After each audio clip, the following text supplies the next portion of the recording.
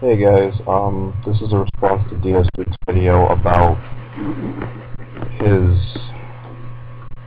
updated version of the Zelda timeline, and I've been watching his Skyward Sword videos and his recent Zelda timeline video, and I'm making this video to tell him and others watching that we as Zelda fans shouldn't give up on this timeline theory.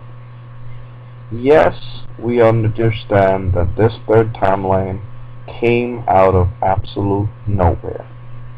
Yes, I too thought that there were two timelines. Obviously that stemmed from Ocarina of Time, where Link went back to his future, and the other one was what would happen to... Wait, what am I even saying? Okay.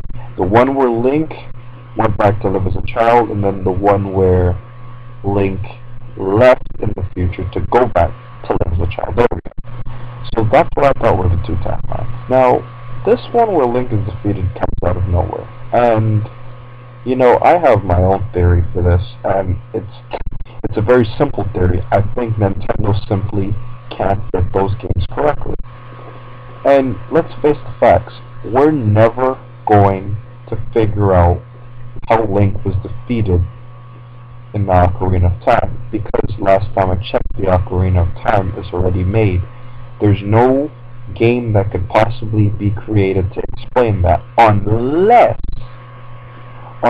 there's a game that comes before A Link to the Past, but I highly doubt.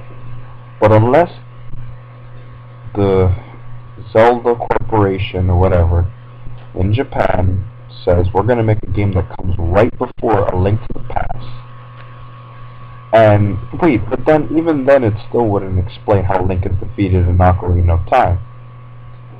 I mean, it just makes no sense. And my theory was that I'm getting off track. My theory was that, let's face it, the Zelda games were made in the 80s, okay? I mean, I'm sure that's before a lot of Zelda players were even born. And the players that were born, I mean, come on, let's face the facts. You're little kids, your concept of, diverging a timeline and all that stuff isn't even accurate. I mean, I think that Zelda is a great game, and I don't think we should waste our times, trying to figure out a whole timeline theory. However, at the same time, what we should do is we should think of possible ways how this third timeline came together. I mean, to say, I have no idea how it came there, that's wrong. I mean, as fans, we should always theorize, never give up on something that's confirmed. I mean, who knows? Nintendo isn't perfect. Maybe they made a mistake themselves. dsdude, yeah, your videos are pretty good.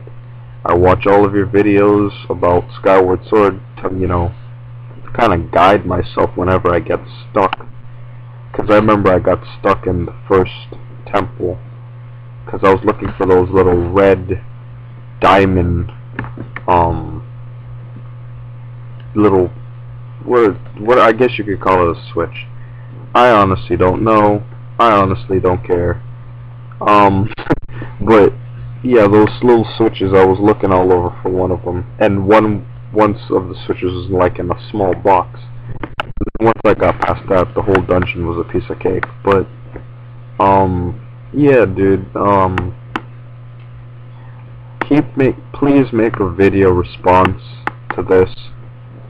I mean, it doesn't have to be long. It could just be a short description as to anything that comes to your head, or not just you, but anyone who's watching this. Anything that comes to your head about what could have possibly gone on in the third timeline. Now, let's face the facts, guys. We all know, we're not idiots. We all understand, and, there are many videos out there for people to understand the other two timelines and how all of those games fit in place. I mean, besides the Four Swords Adventures, which was kind of confusing to me because I was kind of between thinking that came right after Four Swords, but then later on, after looking at other people's explanations, I realized that that definitely came later on. And even though they both have the name Four Swords, the events of Twilight Princess prove this. But with that said, we should look toward how this third timeline came together. I mean, honestly, I just think that, I don't know, those games were just made a long time ago, and Nintendo just has to figure out some excuse, some way to put them in.